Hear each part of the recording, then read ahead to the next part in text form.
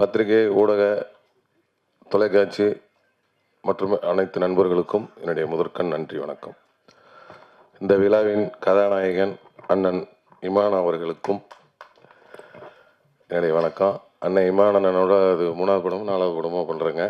எல்லா படமுமே சாங்ஸ் ரொம்ப அருமையாக பண்ணியிருந்தாங்க. எல்லா படமே ஹிட்டு படம் வேறு. அந்த வரிசையில் இந்த வடம் படத்துக்கு ஏன்னா முந்தானது தான் படம் பார்த்தேன். ரொம்ப அருமையாக இருந்தது. ஒரு நட்டியானே சொன்ன மாதிரி இந்த படத்துக்கு ரொம்ப உயிர் கொடுத்துருக்காரு, அதுதான் சொல்லலாம். அதேமாதிரி சாங்கும் ரொம்ப ரொம்ப அருமையாக போட்டிருக்காங்க. இந்த பாண்டிமணி சாங் வந்து இப்போ வந்து இந்த மதுரை சைடு இப்போ மஞ்சு வரட்டு நடக்கிற எல்லா இடத்துலையும் இந்த பாட்டு தான் போடுறாங்க. வடமாடு மஞ்சு வரட்டிலேருந்து எனக்கு கூட ஃபோன் பண்ணாங்க, நேற்று பாட்டு சூப்பர்னுன்ட்டு எனக்கு வீடியோலாம் அனுப்பிச்சி விட்டு, அந்த பசங்கள்லாம் அந்த சாங் கேட்டாலே நல்லா வைப்பு, நல்லா உற்சாகமாகறானுங்க. அந்தளவுக்கு இந்த படத்தில் வந்து அருமையான சாங் போட்டு கொடுத்துருக்கீங்க. Super super. அப்புறம் வந்து அண்ணன் ஜெகன் அண்ணன் அவர்கள் ரத்தத்தின் எனக்கு இங்கே உட்காந்தீங்க, இப்படியே நோட் பண்ணியிருந்தேன்னா இப்போ அங்கே போயிட்டீங்க. என் ரத்தன் ஜெகன் அண்ணன் என்றைக்குமே சிரிச்ச முகத்தோடு என்னை அன்பாக அரவணைக்கிறதுல, நான் கீழே இருந்தாலும் சரி, தோன்று இருந்தாலும் சரி, சந்தோஷமாக இருந்தாலும் சரி, என்றைக்கும் என்னை ஒரே மாதிரி பார்க்குறேன், ஒரே மாதிரி நேசிக்கிற ஆள் எங்கள் அண்ணன் அன்பண்ணன். அப்புறம் மூர்த்தி அண்ணன் சொன்னார், இந்த படத்தில் நல்லா மாசாக நடிச்சிருக்கீங்க, அடுத்து மாஸ் ஹீரோன்னு. எனக்கு மாஸ் ஹீரோலாம் வேணாம், நல்ல மனசுள்ள ஹீரோவாக இருந்தால் போதும். ஏன்னா என் சக்தி எனக்கு என்னன்னு எனக்கு தெரியும். அதனால் ஆண்டவன் வந்து இந்த அளவுக்கு வச்சுருந்தாலே எனக்கு போதும். நம்மளை நம்பி பணம் போடுற தயாரிப்பாளருக்கு நல்லா 4 காசு லாபத்தை கொடுத்தா போதும். அந்தளவுக்கு என்னை ஆண்டவன் சிந்தனை போதும்.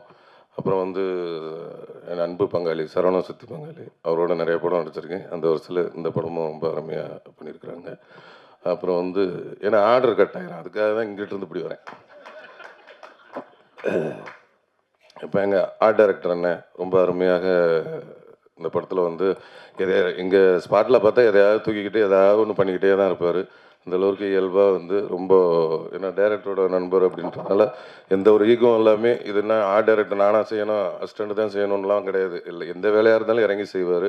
அந்தளவுக்கு ஒரு பிரமாதமான ஒரு ஆர்ட் டைரக்டர். அப்புறம் வந்து எல்லோரும் சொன்ன மாதிரி மாஸ்டர் முருகன் மாஸ்டர் அவர்கள் என்னை வந்து ரொம்ப அருமையாக, நான் அவ்வளோ ஃபைட்டு போட்டிருக்கேன். ஆனால் வந்து எனக்கு ஒரு ஸ்டெயின் கூட தெரியல, ஒரு ஃபைட்டு பண்ண மாதிரியே தெரியல. அந்தளவுக்கு ஒரு ஒரு குழந்தைகிட்ட வேலை வாங்குற மாதிரி தான் வாங்கினார். ரொம்ப இயல்பாக வாங்கினார். சூப்பராகவும் பண்ணியிருக்கேன். நல்லா பண்ணனா மாஸ்டர்? ரொம்ப சூப்பர். என்னை ரொம்ப நல்லா பண்ண வச்சதுக்கு உங்களுக்கு ரொம்ப நன்றி மாஸ்டர். ஆமாம். அதுக்கப்புறம் இங்கே அந்த மற்றும் எல்லாம் வந்து ஏன்னா அவங்க நிறைய பேர்த்தோட எனக்கு காம்பினேஷன்லாம் இல்லை, இருந்தாலும் அவங்க எல்லாத்துக்கும் என்னுடைய வாழ்த்துக்கள். அப்புறம் காஸ்டியூம் டிசைனர் டோத்தி, உங்கள் வாயிலே நுழையாது உங்கள் பேர், டாங்தி. டோத்தினா வேஸ்டியா? டோரத்தி அவர்கள் காஸ்டியூம். இந்த படத்தில் வந்து என்ன வழக்கம் போல் வேட்டி சட்டை தான் போட்டிருப்பேன், இருந்தாலும் அந்த டிசைன் பண்ணி கொடுத்தது இவங்க தான். இன்னைக்கு போட்டிருக்கு ஆனால் வேட்டியும் பனியன் மட்டும் இவங்க, கீழே பேண்ட் வந்து எங்கள் வீட்டுக்காரம்மா, அவங்க செலெக்ஷன். அவங்க கோச்சுக்கான்னு சொல்ல, உண்மையிலே தான் சொல்கிறேன். அப்புறம் வந்து உங்களுக்கு கதாநாயகி சனாஸ்கா, பெரிய டாஸ்காக இருக்குது இவங்க பேரெல்லாம் கூப்பிடுறது. சனாஸ்கா அவர்கள் ரொம்ப இயல்பாக நடிச்சிருந்தாங்க. ஏன்னா நிறைய எனக்கு அவங்க இந்த மாடு, எனக்கு தம்பி பாலசரவணன் அவர்கள் எல்லாத்துக்கும் எங்கள் ஆளுவத்துக்கும் இந்த மாடோடு தான் பெரிய டாஸ்காக இருக்கும்.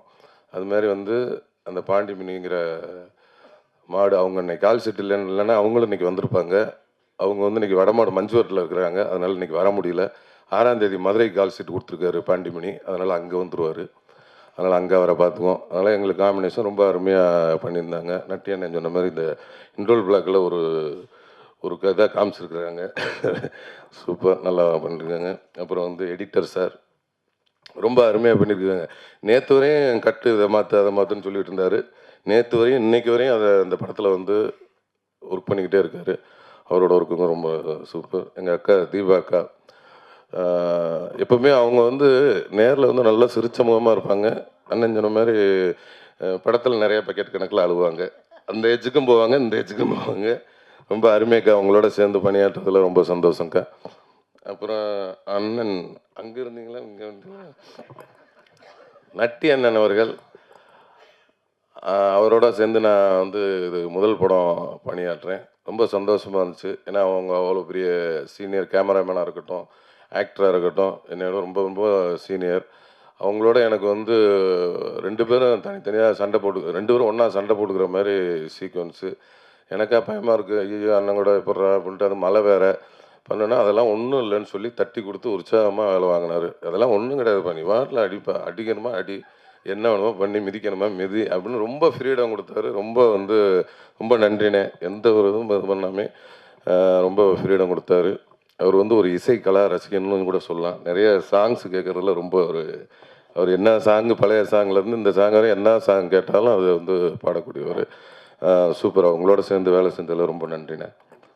அதுக்கப்புறம் வந்து கேமராமேன் சார் பிரசன்னா அவர்கள் ரொம்ப வந்து ஒரு ஜாலியான டைப்பு. என்னப்பா அவரெல்லாம் எடுத்துருவாரா அந்த ரேஞ்சிலே தான் இருப்பார். அப்படியே உட்காந்து ஒரு காதில் ஒன்று மாட்டிக்குவாங்க. ஒரு 5-6 பேர் இருக்காங்க அவங்க செட்டு. இந்த அசிஸ்டண்ட்டு, போக்குவரத்து, கேமரான்ட்டு ஒரு 5-6 பேர் இந்த காதில் ஒன்று மாட்டிக்கிட்டு மைக்கில் ஒன்று பேசுவாங்கள்ல, இவங்களுக்குள்ளேயே பேசிக்குவாங்க. ஆனால் வேலை நடந்துக்கிட்டே இருக்கும். அடுத்த இந்த ஷாட் முடிச்சிச்சுன்னா அடுத்த ஷாட்டுக்கு லைட் பண்ணிட்டு இருப்பாங்க. எப்படி நடக்குதுன்னு தெரில. ஆனால் என்னடா அப்படியே பார்த்தா இங்கே பேசுகிறது 6 பேர்த்துக்கும் கேட்கும் போல இருக்குது அப்படின்ட்டு நான் போய் ஒருத்தர் அசிஸ்டண்ட்டை இருந்து பிடுங்கி என் காதில் வாங்கி மாட்டிக்கிட்டு என்ன பேசுகிறேன்னு பார்த்தா நல்ல பொன்மொழிகளாக கேட்டுச்சு 2. ஏய் என்னடா பான்ட்டு கொடுத்துட்டேன். அவன் இன்னொருத்தன் அதுக்குள்ள விமலண்ணன் கேட்டுட்டு இருக்காரு அப்படின்னோடனே ஏய் அப்படியா அப்படின்னு பக்கத்தில் வந்தார். ஏப்பா அப்படி தான் பேசிக்குவீங்களா ஐயா? இல்லைன்னா ஜாலியாக பேசிக்குவேன் அப்படின்ட்டு. ஏன்னா அவங்க 6 பேரும் ஃப்ரெண்ட்ஸு போல இருக்குது. ஏன்னா ஃப்ரெண்ட்ஸ் இல்லைன்னா இந்த மாதிரி பேசுனதுக்கெல்லாம் வேலையை விட்டு ஓடிடுவாங்க. அந்தளவுக்கு பேசினார். அது அப்படி தான் பிடிங்கி வாங்கி வச்சேன். அதுலேருந்து அதை தொடரதே இல்லை நான். அந்தளவுக்கு ரொம்ப ஜாலியாக ஒர்க் பண்ணார். சிரிச்சுட்டு இருந்தார். படம் பார்த்தேன். ரொம்ப ஒளிப்பதிவுகளும் ரொம்ப நேர்த்தியாகவும் ரொம்ப அருமையாகவும் இருந்தது. அதாவது எங்களை மனுஷங்களை வச்சு கூட ஒளிப்பதிவு பண்ணிடலாம். நம்ம பாண்டிமணி அந்த மாடை அவங்கள வச்சு ஒளிப்பதிவு பண்ணுறது வந்து ரொம்ப சிரமம். ஏன்னா நம்ம ஒரு இடத்துல நிற்க சொன்னாலும் நிற்க மாட்டோம். அது வந்து இங்கே நிற்க சொன்னால் அங்கே போய் நிற்கும். அதெல்லாம் சேர்த்து கரெக்டாக அது மூடுக்கு ஒளிப்பதிவு செஞ்சுருக்கிறாரு. ரொம்ப அந்த வடமாடு அந்த மேட்ச் எல்லாம் வந்து ரொம்ப அற்புதமாக படம் பிடிச்சிருக்கிறாரு. ரொம்ப ரொம்ப நன்றி. அப்புறம் டான்ஸ் மாஸ்டர் சதீஷ் மாஸ்டர் அந்த பாண்டிமணி சாங்கை வந்து இவர் தான் கோரியோகிராஃப் பண்ணார். அவரும் ரொம்ப அருமையாக பண்ணியிருக்காங்க. அப்புறம் இன்னொரு பாட்டு தினேஷ் மாஸ்டர் பண்ணியிருக்காங்க. அப்புறம் இன்னொரு பாட்டு தீனா மாஸ்டர் பண்ணியிருக்காங்க. அவங்களுக்கு நன்றி. அப்புறம் இன்றைக்கி வந்து இந்த விழாவுக்கு வர முடியாத ஒரு பாலசரவணன் தம்பி அவங்க வந்து இன்றைக்கி வர முடியல. தாய் கேள்வி ரிலீஸ்னால அங்கே மதுரைக்கு போயிருக்கிறாங்க. அதனால் இன்றைக்கி வர முடியல.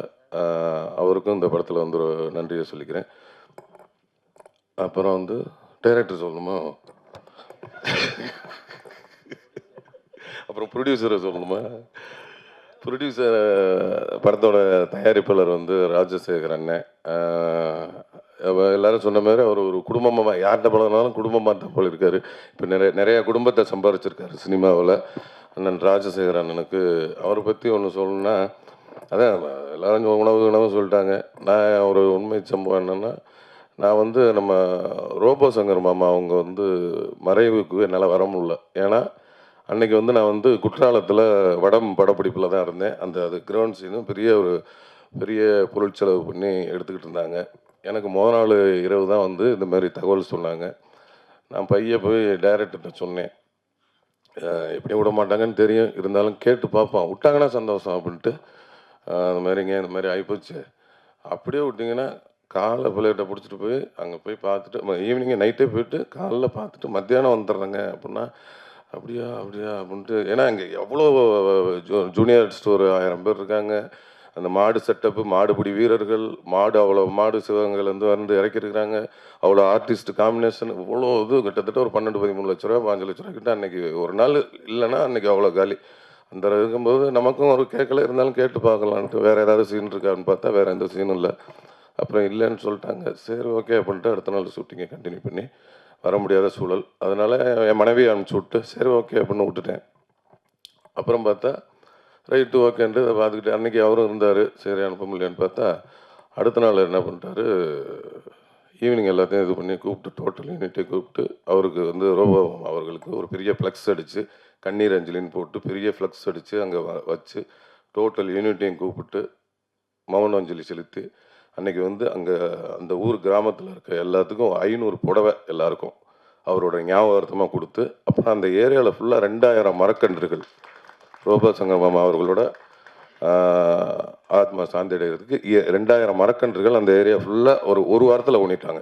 அன்றைக்கி வந்து ஊன வச்சு ஆரம்பித்து ஒரு வாரத்தில் மரக்கன்று 2000 மரக்கன்று ஊனி 500 புடவை கொடுத்தாரு. அதை வந்து ரொம்ப இன்னைக்கு வந்து அவர் ஆத்மா சாந்தி எனக்கு அன்னைக்கு இங்கே வராத ஒரு இதை அன்னைக்கு அங்கே போக்கிட்டாரு. அதுக்கு ரொம்ப நன்றி. மற்றபடி அந்த மனசுக்காகவும் ரொம்ப கதையை செலக்ட் பண்ணியிருக்காங்க. இந்த படம் வந்து மாபெரும் வெற்றி அடைஞ்சு பெரிய பெரிய இந்த நிறுவனம் மாசாணி அம்மன் இந்த நிறுவனம் நிறைய வெற்றி படங்களை கொடுக்கணும். அதுமாரி நம்ம அண்ணன் இமான் அண்ணன் வந்து டிஐ சவுண்ட் ஃபேக்ட்ரி தொடர்ந்து தொடங்கியிருக்கீங்க. அதுவும் பெரிய பெரிய நிறுவனமாக வரணும்னு என்னுடைய வாழ்த்துக்களை தெரிவிச்சுக்கிறேன். அப்புறம் வந்து டைரக்டர் கேந்திரன் சார் இந்த கதையை சொன்னார். கதை நல்லா இருந்தது. ஆனால் எடுப்பாரான்ற எனக்கு ஒரு டவுட் இருந்துக்கிட்டே இருந்தது. ஏன்னா சொன்ன மாதிரி எடுக்குமாரா? என்னென்னா இதில் வந்து இது வந்து ஒரு கமர்ஷியல் படம் தான். ஆனால் இது கதை உள்ள கமர்ஷியல் படம். கதைன்னா ஒரு 4-5 கதை உள்ள கமர்ஷியல் படம். அப்படியே இருக்கும். ஆனால் எல்லாத்தையும் கரெக்டாக சொல்லி கிளைமேக்ஸில் எல்லாத்துக்கும் ஆன்சர் பண்ணணுமா? அது பெரிய இது. என்னடா இது எடுத்துருவாரா அப்படின்னு பார்த்தா ஷூட்டிங்கில் எடுத்துக்கிட்டு தான் இருந்தார். ஆனாலும் எனக்கு நம்பிக்கையில் போயிட்டே இருந்துச்சு. எல்லாமே கரெக்டாக தான் போகுது. அப்புறம் டப்பிங் பேசினா எல்லாம் போகுது. முந்தானது படம் பார்த்ததுக்கப்புறம் தான் திருப்தியாக இருந்தது. ஏன்னா அதுவரையும் எனக்கு திருப்தியே இல்லை. அதனால் வந்து படம் பார்த்தேன். அவர் சொன்னதை கரெக்டாக எடுத்து கொடுத்துட்டாரு. அண்ணனோட இசையும் ரொம்ப இதாக இருக்குது. இது இனிமேல் வந்து இந்த படம் வந்து மீடியாக்களாக நீங்கள் மக்கள்கிட்ட வந்து ரொம்ப சப்போர்ட் பண்ணுவீங்கன்னு நினைக்கிறேன். எல்லோரும் இவ்வளோ நேரம் காத்திருந்து பார்த்ததுக்கு ரொம்ப நன்றி. வணக்கம்.